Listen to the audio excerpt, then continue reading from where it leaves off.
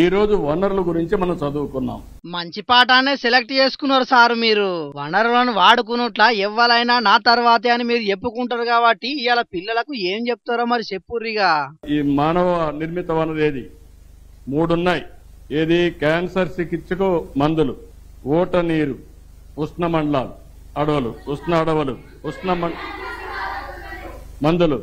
ఎందుకు ఊట నీరు కాదు? ఊట నీరు ఎందుకు కాదు? యూజ్ చేయరు, మనం తయారు చేయం, అంతేనా? ఉష్ణ మండల అడవుల్ని మనం తయారు చేయం. అది ఎట్లొస్తుంది? సహజ వనరులు, అవునా కాదా? ఊట నీరు ఎట్నుంచి నుంచి వస్తుంది? అడవిలో ఉంటాయి, పారుతానే ఉంటుంది. ఎట్లొస్తుంది అది? ఓకే.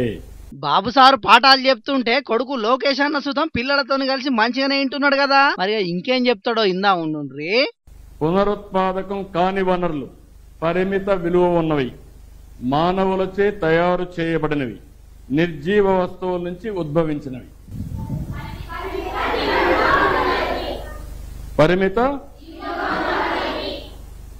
Okay okay, good.